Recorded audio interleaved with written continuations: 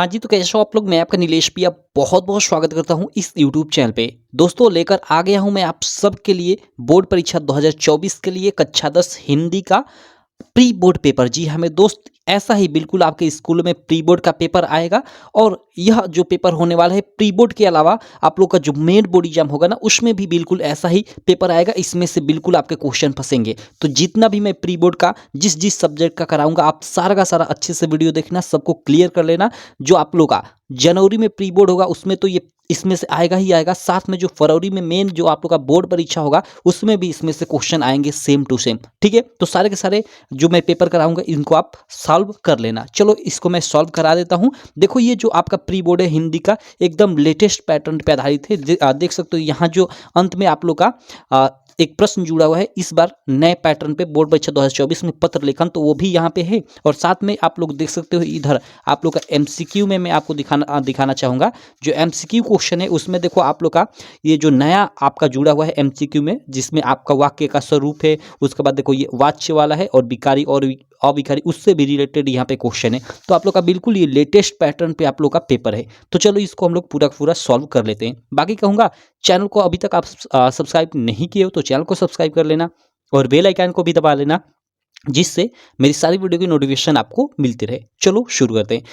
ये सब निर्देश है तो इसको मैं छोड़ता हूँ। चलो हम लोग यहाँ से क्वेश्चन को सॉल्व करते हैं। खंड अ के अंतर्गत जो आपके 20 एमसीक्यू हैं, सबसे पहले उसको सॉल्व कर लेते हैं। देखो यहाँ पे सबसे पहला एमसीक्यू आप स्क्रीन पे देख सकते हो, काफ़ी इंपॉर्टेंट है। ठीक है, क्या है कि संस्कृति के 4 अध्याय के लेखक हैं और 4 ऑप्शन दिया हुआ है कि डॉक्टर हजारी प्रसाद द्विवेदी, महावीर प्रसाद द्विवेदी, रामधारी सिंह दिनकर या इनमें से कोई नहीं। सही ऑप्शन ये थर्ड वाला हो जाएगा, रामधारी सिंह दिनकर। ठीक है, संस्कृति के 4 अध्याय के लेखक कौन है? रामधारी सिंह दिनकर। चलो अगले प्रश्न पे चलते हैं भाई। अगला प्रश्न है यहाँ पे सेकंड नंबर देख सकते हो कि उसने कहा था किस विधा की रचना है। ओके, उसने कहा था, देखो उसने कहा था चंद्रधर शर्मा। ठीक है, चंद्रधर शर्मा गुलेरी जी द्वारा लिखित कहानी विधा की रचना है। ये गौ वाला आप लोग याद रखना। ठीक, तो उसने कहा था कहानी विधा की रचना है और किसने लिखा है? तो चंद्रधर शर्मा गुलेरी। चलो ये सेकंड क्वेश्चन हो गया। इधर आ जाते हैं हम लोग, थर्ड क्वेश्चन करते हैं। एक मिनट इसको थोड़ा मैं फोल्ड कर लेता हूं और यहाँ पे हम लोग चलो थर्ड क्वेश्चन देखते हैं। थर्ड क्वेश्चन आप लोग देख सकते हो, यह क्या है कि त्यागपत्र के लेखक का नाम है। यहाँ पे हमें त्यागपत्र के लेखक का नाम पूछा जा रहा है। ठीक है, मुंशी प्रेमचंद, जयशंकर प्रसाद, अमृत लाल नागर या जैनेन्द्र कुमार। सही ऑप्शन आपका जैनेन्द्र कुमार हो जाएगा। ठीक है, चलो अगला क्वेश्चन है फोर्थ नंबर कि गुनाहों के देवता उपन्यास के लेखक है। ओके, गुनाहों के देवता उपन्यास के लेखक कौन है? काफी फेमस है, धर्मवीर भारती जी द्वारा लिखा गया था। फोर्थ का ये आपका क ऑप्शन बिल्कुल राइट हो जाएगा। ठीक है, चलो अगला प्रश्न देखते हैं। इसके बाद पांचवा प्रश्न क्या है कि निम्नलिखित में से कोई एक कथन सही है, उसे पहचान कर लिखिए। ओके, और ये 4 कथन दिया हुआ है। चलो देख लेते हैं कौन सा कथन सही है। यहाँ पे फर्स्ट दिया है कि ध्रुव स्वामिनी नाटक के लेखक राम कुमार वर्मा। नहीं, राम कुमार वर्मा नहीं है। ठीक है, बल्कि जयशंकर प्रसाद है। ठीक है, और देखो राम कुमार वर्मा एक प्रसिद्ध एकांकी लेखक है, ये भी याद रखना, जिनकी एक एकांकी है दीपदान। आपसे पूछा जाता है कि दीपदान के लेखक हैं, तो वो है राम कुमार वर्मा। क्लियर, चलो आगे देखते हैं। बाकी ध्रुव स्वामिनी के लेखक कौन है? तो जयशंकर प्रसाद। अगला है यहाँ पे कि क्या भूलू, इसलिए यह कथन गलत हो जाए, क्योंकि इसका बोला जा रहा है कि ध्रुव स्वामी नाटक के लेखक राम कुमार वर्मा है, तो ये कथन गलत हो जाएगा। क्या भूलू के याद करूँ उपन्यास विधा की रचना है, तो नहीं। देखो ये क्या भूलू के याद करूँ उपन्यास नहीं बल्कि आत्मकथा विधा की रचना है। और किसकी है? तो हरिवंश राय बच्चन जी की है, तो ये भी कथन गलत हो जाएगा। गोदान के लेखक प्रेमचंद है, ये बिल्कुल राइट ऑप्शन है। गोदान के लेखक, गोदान गवनगी, ये सब के लेखक प्रेमचंद है। बाकी मित्रता निबंध के लेखक डॉक्टर श्याम सुंदर दास, गलत हो जाएगा भाई। आपका फर्स्ट ही चैप्टर है मित्रता, जिसके लेखक आचार्य रामचंद्र शुक्ल है, तो ये भी गलत। तो पांचवे का हमें उसे पहचान कर लिखिए जो कथन सही है, कहा जा रहा था क्वेश्चन में, तो ये वाला ग वाला ऑप्शन बिल्कुल राइट हो जाएगा। चलो अगले प्रश्न पे चलते हैं। प्रश्न संख्या 6, यह क्या है कि प्रिय प्रवास के रचनाकार है। सिंपल सीधे सीधे अयोध्या सिंह उपाध्याय, हरिऔध, आप यहाँ पे लगाना हरिऔध। शार्ट में इनका नाम हरिऔध भी लिखा रहता है, काफी फेमस इनकी रचना है। ठीक है, तो प्रिय प्रवास के रचनाकार अयोध्या सिंह उपाध्याय और हरिऔध हो जाएगा। ठीक है, चलो अगला हम लोग प्रश्न देख लेते हैं। 7वां, छायावादी युग के कवि हैं। ओके, नरेंद्र शर्मा, सूर्यकांत, भाई देखते ही सूर्यकांत त्रिपाठी निराला दिख जाए या महादेवी वर्मा दिख जाए, जयशंकर प्रसाद दिख जाए, ये सब क्या है? ये सब छायावाद के आधार स्तंभ माने जाते हैं। ठीक, तो छायावादी युग के कवि आपके सूर्यकांत त्रिपाठी निराला हो जाएंगे। 7वें के बाद 8वां आपका प्रश्न क्या है वो देखो।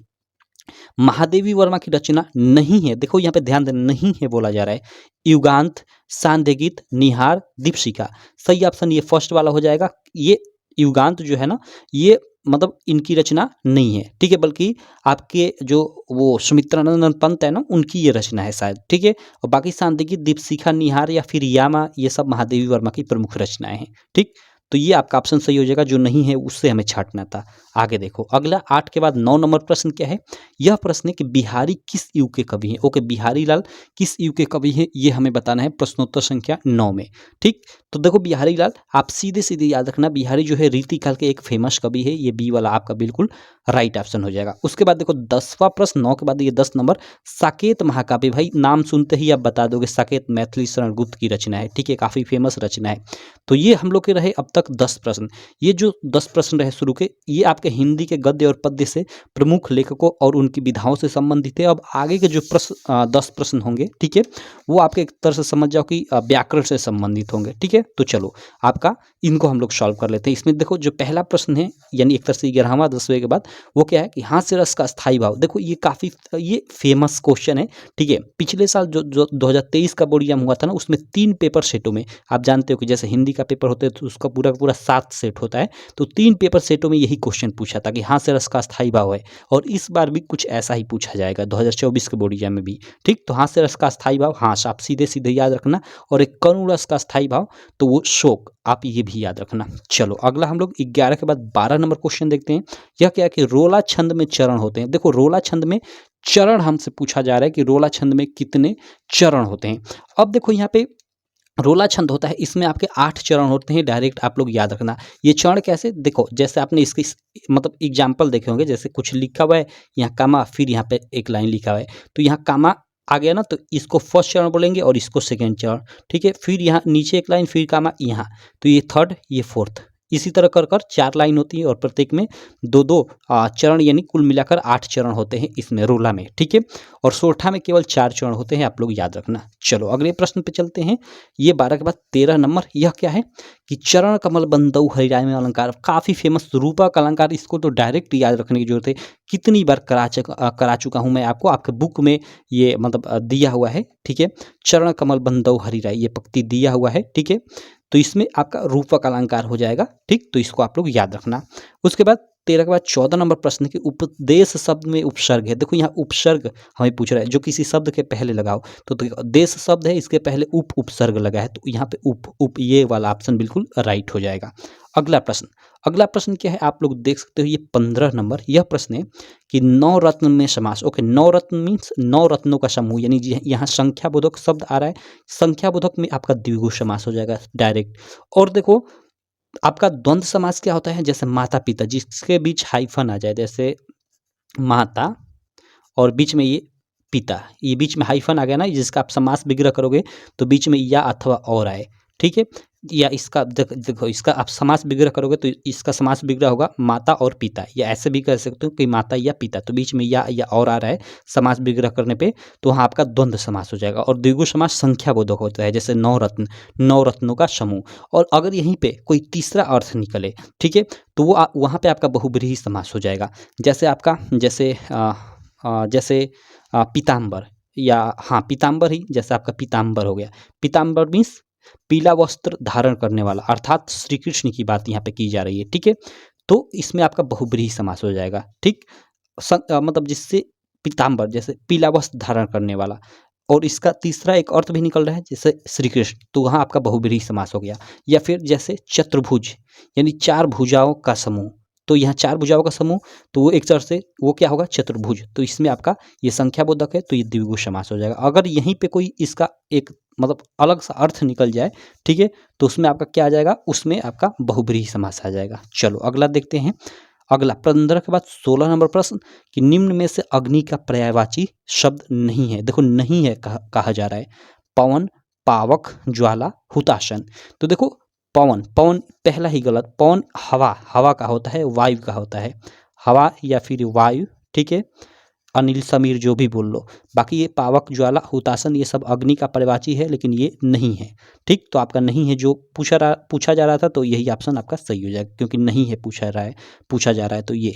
ठीक, चलो 17 नंबर प्रश्न है कि तद और कोष्ठ में दे दिया है पुल्लिंग। ओके, देखो तद ना, ये तो आपका ना जो शब्द रूप है, मैं आपको बता दूं, देखो शब्द रूप जैसे पहले पूछा करता था, जैसे मधु का रूप हो गया, नदी का, ठीक है, या बालक का, ये शब्द रूप पहले पूछा जाया करता था 2000 मतलब 22 के बोर्ड एग्जाम में, लेकिन पिछले 2023 बोर्ड एग्जाम में भी पूछा था। ठीक है, लेकिन इस मतलब इस साल 2024 के बोर्ड एग्जाम से ये टॉपिक खत्म कर दिया गया है। ठीक है, अब आपके एग्जाम में नहीं आएगा, और न ही आपका धातु रूप, जैसे आपका लिख धातु, हंस धातु, इससे भी रिलेटेड क्वेश्चन नहीं आएगा। इसकी जगह पे ये नए प्रश्न ऐड हुए। अब कहोगे कि यहाँ तब ये क्यों पूछा हुआ है, तो देखो ये धातु या शब्द रूप नहीं, बल्कि ये मतलब ये सर्वनाम शब्द रूप है एक तरह से, ये सर्वनाम, और सर्वनाम का पूछेगा, जैसे तद का पूछेगा, तो तद में पुल्लिंग का भी पूछ सकता है, तद में स्त्रीलिंग का, और तद में नपुंसक लिंग का भी, तो तीनों का आप याद रखना। ठीक है, तो तद यहाँ पुल्लिंग का हमें बताना है, शब्द का षष्ठी विभक्ति एक वचन रूप बताना है। तो देखो तद का षष्ठी विभक्ति एक वचन जो रूप होगा वो आपका तस्य हो जाएगा, ये वाला आप इसको याद कर लेना, काफ़ी बेटर रहेगा। चलो अगला हम लोग 18 नंबर, ये नया प्रश्न आपका ऐड हुआ है। ठीक है, इस बार के सिलेबस में देखो रचना के आधार पर वाक्य का प्रकार पूछा जा रहा है, यानी जो आपका वाक्य का स्वरूप, जो नया टॉपिक जुड़ा है वाक्य का स्वरूप, उससे रिलेटेड यहाँ पे ये क्वेश्चन है। ठीक, रचना के आधार पर वाक्य का प्रकार है। ओके, इच्छावाचक वाक्य, प्रश्नवाचक वाक्य, निषेधवाचक वाक्य, या इनमें से कोई नहीं। तो देखो ये सब दिया है जो ना, ये इच्छावाचक, प्रश्नवाचक, ये निषेधवाचक, ये सब गलत है। ठीक है, ये रचना के आधार पर वाक्य के प्रकार नहीं है। ठीक है, तो ये मतलब इसका इनमें से कोई नहीं ऑप्शन सही हो जाएगा। अब कहोगे कि रचना के आधार पर वाक्य के प्रकार कौन कौन होते हैं, तो वो आपका संयुक्त वाक्य हो गया, ठीक है, या साधारण वाक्य हो गया। इसके बारे में मैंने डिटेल पे वाक्य का स्वरूप से रिलेटेड एक 50 मिनट की वीडियो बनाई है, जिसमें इससे रिलेटेड सारा का सारा टॉपिक कवर कर दिया है। ठीक, तो उस वीडियो का लिंक ना इस वीडियो को मैं डिस्क्रिप्शन में डाल दूंगा, या फिर आप जाना हिंदी की प्लेलिस्ट में ना, वहाँ पे वो वीडियो मिल जाएगी, आप देख लेना। और फिर उसके बाद इस टॉपिक से जितने भी क्वेश्चन आएंगे, किसी तरह घुमा कर आपके एग्जाम में पूछ दिया जाए, आप कर लोगे। ठीक है, मैं इसकी 100% गारंटी दे सकता हूँ। तो कम से कम आप एक बार जाकर कॉन्सेप्ट पढ़ लेना, क्योंकि कॉन्सेप्ट पढ़ना जरूरी है। इस तरह से आप कितना क्वेश्चन याद करोगे। चलो आगे देखते हैं। अगला हम लोग 19 नंबर, 18 के बाद 19 नंबर, वाच्य के भेद हैं। देखो ये वाच्य वाले पार्ट से पूछा है, वाच्य के भेद हैं। तो वाच्य के सिंपल 3 भेद है भाई, कर्म, कर्ता, उसके बाद भाव। ठीक है, ये 3, इनके आधार पे वाच्य के 3 भेद होते हैं। ठीक है, यहाँ पे इधर आ जाता हूँ, 1 मिनट। चलो यहाँ पे तो 1, 2, 3 या इनमें से कोई नहीं, तो ये आपका 3 हो जाएगा। ठीक है, वाच्य के कितने भेद हैं, 3 भेद हैं। अगला देखो 20वां प्रश्न। ओके, ये विकारी और अविकारी शब्द से रिलेटेड प्रश्न है। ये क्या पूछा जा रहा है, ठीक है, कि अविकारी पद को या अविकारी शब्द को अन्य किस नाम से जाना जाता है। ओके, अव्यय पद, क्रिया विशेषण पद, संयुक्त पद, या इनमें से कोई नहीं। सही ऑप्शन ये आपका फर्स्ट वाला हो जाएगा, अव्यय पद। अविकारी पद को या अविकारी शब्द को अव्यय पद के नाम से भी जाना जाता है। वेरी वेरी ये इंपॉर्टेंट क्वेश्चन है। ठीक है, तो इसको आप लोग याद रखना। चलो आगे देखते हैं। अब आगे हम लोग, ये तो हम लोग को हो गए 20 MCQ, जो आप लोग को OMR शीट पे आंसर देना होगा इनका। ठीक है, अब देखो खंड ख के अंतर्गत आपके वर्णात्मक प्रश्न आ जाते हैं। इसमें आपके 50 मार्क के प्रश्न होंगे और 20 मार्क के ये MCQ, यानी 70 मार्क का आप लोग का कुल पेपर होगा, और 30 मार्क का स्कूल प्रैक्टिकल। इस प्रकार हिंदी का आपका 100 मार्क का पूरा पेपर हो जाएगा। तो चलो ये आपका अब ये लिखने वाला प्रश्न आ गया, तो इनको हम लोग सॉल्व कर लेते हैं। ठीक है, बाकी कहूँगा कि अगर अभी तक आपने इस चैनल को सब्सक्राइब नहीं किया है तो चैनल को सब्सक्राइब कर लेना, और साथ ही इस वीडियो को अपने सारे दोस्तों में शेयर भी कर देना।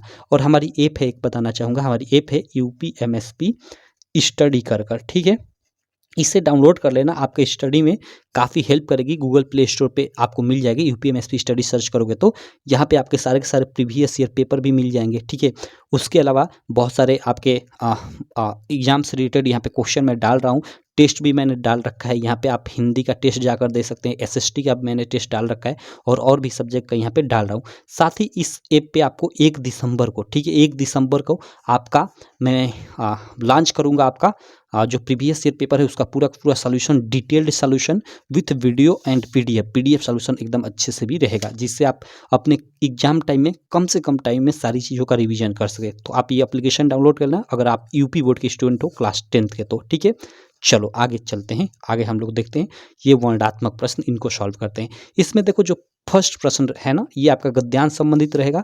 यहाँ पे एक गद्यांश दिया रहेगा और यहाँ पे एक गद्यांश दिया रहेगा, बीच में अथवा कर कर, और दोनों से रिलेटेड तीन तीन थे प्रश्न पूछा रहेगा, तो इन दोनों में से कोई एक करना होगा। ठीक, तो देखो जैसे ये मित्रता के लिए आवश्यक नहीं है कि, यानी यहीं से पकड़ में आ गया कि ये आपके मित्रता चैप्टर से है, तो इसका आप क्या यहाँ प्रश्न पूछा गया कि प्रस्तुत अवतरण का संदर्भ लिखिए, तो इसका संदर्भ लिख दो कि प्रस्तुत अवतरण हमारी पाठ्य पुस्तक या प्रस्तुत गद्यांश हमारी पाठ्य पुस्तक हिंदी के मित्रता नामक पाठ से लिया गया, जिसके लेखक आचार्य रामचंद्र शुक्ल हैं। भाई मित्रता नामक चैप्टर के तो लेखक आचार्य रामचंद्र शुक्ल ही हैं, तो आप लिख दो ऐसे कि प्रस्तुत गद्यांश हमारी पाठ्य पुस्तक हिंदी के मित्रता नामक पाठ से लिया गया है, जिसके लेखक आचार्य रामचंद्र शुक्ल हैं। सिंपल।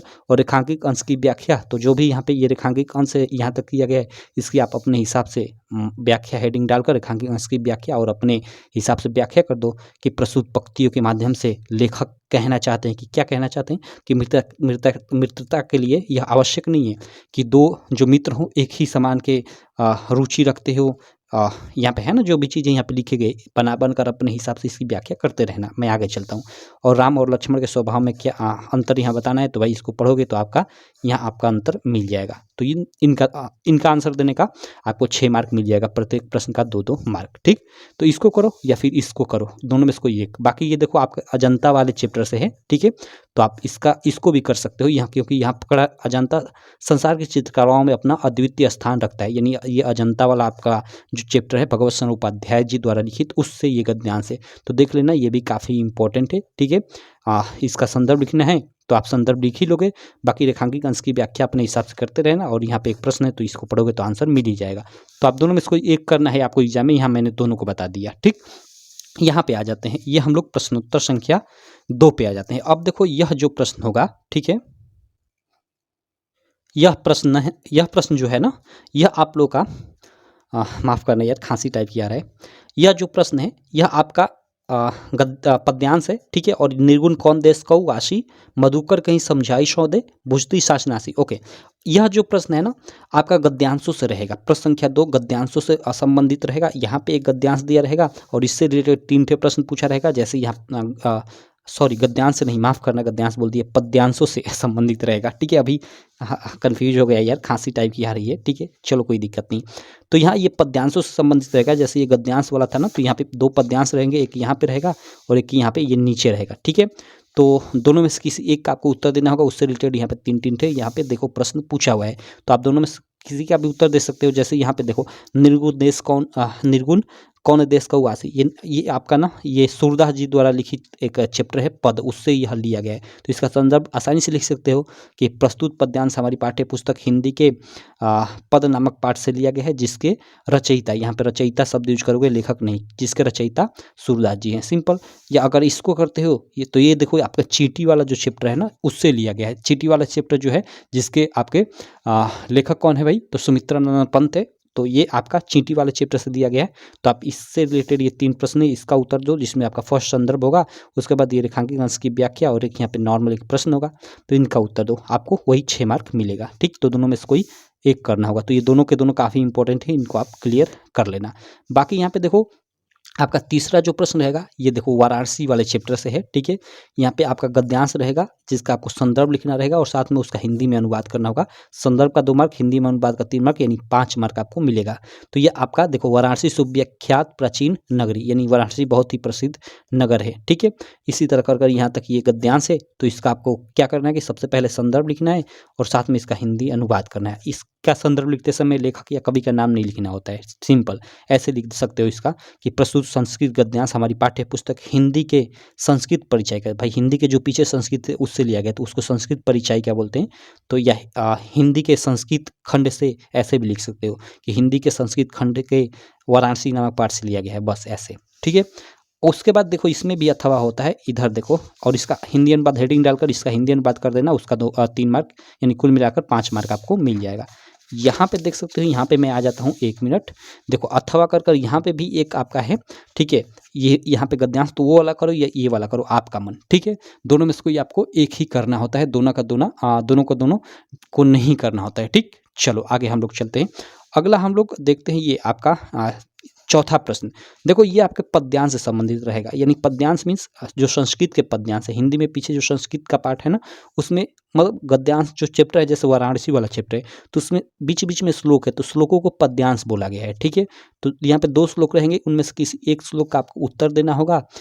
उत्तर में क्या लिखना होगा, संदर्भ लिखना होगा और हिंदी अनुवाद। जैसे ये आप दो दुर्गामी च साक्षरो न च, तो ये 1 मिनट यार माफ़ करना। ओके चलो, तो देखो यह जो है ना, यह आपको आप लोग का आप दुर्गामी च साक्षरो न च पंडिता, ये आपका जो प्रबुद्धो ग्रामीण वाला चैप्टर है ना, उससे ये लिया गया है। तो इसका आप आसानी से संदर्भ लिख सकते हो और हिंदी अनुवाद कर सकते हो, जिसका आपका 5 मार्क मिल जाएगा। अभी ये कर लिए तो आपको ये नहीं करना है, सिंपल। उसके बाद 5वां प्रश्न आपका खंडकाव्य से रिलेटेड होगा। तो खंडकाव्य देख लेना, ये तो जिले वाइज होता है, किस जिले से आप हो उसमें से, मतलब जिस भी जिले से हो अपने जिले का खंडकाव्य इसमें खोज लेना और उसका आंसर दे देना। आपको उसका कितना 3 मार्क मिल जाएगा, सिंपल। उसके बाद देखो यहाँ 6 नंबर जो प्रश्न होगा वो आपका लेखकों, दिए गए लेखकों में से किसी एक लेखक का जीवन परिचय लिखना होगा, उसकी एक प्रमुख रचना का नाम लिखना होगा। तो जयशंकर प्रसाद और उसके अलावा आचार्य रामचंद्र शुक्ल, 2 लोगों का याद करना, उसके अलावा किसी एक का रामधारी सिंह दिनकर, इन 3 लोगों का याद कर लेना। 100% आप लोग के एग्जाम में फंस जाएगा। ठीक, तो आप लोग याद कर लेना। बाकी जीवन परिचय लिखने के बाद उनकी अंत में एक रचना का नाम लिखना होता है, जिसका 2 मार्क मिलता है। तो जीवन परिचय कैसे लिखा जाता है ये मैं बता चुका हूँ। जयशंकर प्रसाद का जीवन परिचय लिखवा चुका हूँ, आचार्य रामचंद्र शुक्ल का जीवन परिचय लिखा चुका हूँ, आपको चैनल पे वीडियो मिल जाएगी। ठीक है, चलो आगे हम लोग देखते हैं। प्रश्नोत्तर संख्या 6 के बाद 6 का क के बाद प्रश्नोत्तर संख्या 6 का ख प्रश्न रहेगा। ये आपका कवियों के जीवन परिचय से रिलेटेड रहेगा। तो सिंपल, इसमें भी 3 थे ऑप्शन रहेगा, 3 में से किसी एक कवि का आपको जीवन परिचय लिखना होगा। आप तुलसीदास का लिखो, महादेवी वर्मा का लिखो, आपका मन। बाकी इन दोनों का मैंने जीवन परिचय लिखवा रखा है चैनल पे, इसकी भी वीडियो मिल जाएगी आपको। तो इसको छोड़ता हूँ, आगे मैं चलता हूँ। और यहाँ पे देखो 7वां प्रश्न, एक अपने पठित खंड काव्य से एक श्लोक लिखना होगा, और जो इस प्रश्न पत्र में ना आया हो। जैसे यहाँ पे 2 श्लोक थे तो इनको नहीं लिखना है, कोई अलग सा श्लोक यहाँ पे लिखना है। तो देख लेना आप, मतलब आप यहाँ पे कम से कम 3 श्लोक याद कर लेना, और यहाँ पे जो यहाँ पे ना आया हो, ठीक है, उसको छोड़कर कोई अलग सा यहाँ पे श्लोक आपको लिखना पड़ेगा। तो आप लिख लेना, इसका आपको 2 मार्क मिल जाएगा। ठीक है, उसके बाद देखो 8वां प्रश्न आ जाता है। 8वें प्रश्न की बारी आ जाती है। 8वें प्रश्न में आपके 4 थे, जो संस्कृत है, हिंदी के पीछे जो संस्कृत वाला पार्ट है ना, उसी से आपके क्या रहेंगे कि 4 ठे प्रश्न रहेंगे। और इन चारों प्रश्नों में से, ठीक है, इन चारों के चारों प्रश्नों में से आपको किन्हीं 2 ही प्रश्नों का उत्तर देना है। ठीक है, 4 प्रश्न है, उनमें से किन्हीं 2 प्रश्नों का उत्तर देना है, और जिसका आपको 2 मार्क मिलेगा, प्रत्येक प्रश्न का 1-1 मार्क। ठीक, पिछले साल ये इसमें 2-2 मार्क मिला करते थे, लेकिन इस बार 1-1 मार्क मिलेगा, यानी 2 मार्क का कुल। पिछले साल ये 4 मार्क का प्रश्न था, लेकिन इस बार 2 मार्क का है। तो श्वेतकेतु कस्य पुत्र आसीत, तो सिंपल है, श्वेतकेतु आरण्य पुत्र आसीत। और उसके अलावा देखो यहाँ पे एक ये प्रश्न आसान दिखाई दे रहा है कि चंद्रशेखर स्वपितु नाम किम अकथयत। तो सिंपल, चंद्रशेखर स्वपितु नाम स्वतंत्रतः अकथयत। ये 2 प्रश्न का उत्तर दे दिए, आपको इसका 1+1 यानी 2 प्रश्नों का 2 मार्क मिल जाएगा यहाँ पे, सिंपल। ठीक, तो ये 8वां प्रश्न ये रहेगा। उसके बाद 9वां प्रश्न आपका भाई, ये आपका जो आपका निबंध है, निबंध लेखन से संबंधित रहेगा, और ये पिछले साल 9 मार्क में पूछा करता था, लेकिन इस बार 7 मार्क में पूछा जाएगा। ठीक है, और यहाँ से 2 मार्क निकालकर और पीछे वाला संस्कृत उत्तर वाले से 2 मार्क निकालकर नया एक प्रश्न ऐड किया गया है 2024 के बोर्ड एग्जाम में, ये आपका पत्र लेखन वाला। ठीक है, आप लोग देख लेना, ये दोनों के दोनों काफ़ी इंपॉर्टेंट टॉपिक है। अपनी विशेष रुचियों का उल्लेख करते हुए अपने मित्र को एक पत्र लिखिए, या उत्तर मध्य रेलवे के शिकायती पत्र, उत्तर मध्य रेलवे को एक शिकायती पत्र लिखिए जिसमें टिकट निरीक्षक द्वारा किए गए अभद्र व्यवहार का उल्लेख हो। ये मैं लिखवा चुका हूँ, इस टॉपिक पे मैं पत्र लिखवा चुका हूँ, पहले ही लिखवा चुका हूँ। ठीक है, तो आप जाकर पत्र भी देख सकते हो। हिंदी की प्लेलिस्ट में मैं सारी की सारी वीडियो ऐड कर रखा हूँ। ठीक, तो प्लेलिस्ट का लिंक ही पूरा इस वीडियो को मैं डिस्क्रिप्शन में डाल दूंगा, आप जाकर देख लेना। ठीक है, तो ये रहा आपका प्री बोर्ड पेपर, जो जनवरी में आपका प्री बोर्ड होगा। जी हमें दोस्तों, जो जनवरी में प्री बोर्ड होने वाला है उसके लिए, और जनवरी में जो प्री बोर्ड होगा उसके सारे के सारे पेपर को आपको सॉल्व करना जरूरी है, क्योंकि उसी पेपर से आप लोग का जो मेन बोर्ड एग्जाम होगा फरवरी में, ठीक है, उसमें क्वेश्चन आएंगे। ठीक है, तो इन सारे क्वेश्चन जो भी मैंने बताया सबको आप अच्छे से याद कर लेना। ठीक है, देखना इसमें से आपके बहुत सारे क्वेश्चन सेम टू सेम आप ऑप्शन सहित, ऑब्जेक्टिव में तो आप ऑप्शन सहित आपके एग्जाम में फंसेंगे। ठीक, तो सबको आप क्लियर कर लेना। बाकी आप बताना कि आपको वीडियो कैसी लगी। वीडियो अच्छी लगी तो चैनल को सब्सक्राइब कर लेना, वीडियो को लाइक कर देना, और अपने सारे दोस्तों में इस वीडियो को शेयर भी कर देना। चलो मैं मिलता हूँ आपसे नेक्स्ट वीडियो में, तब तक के लिए थैंक यू।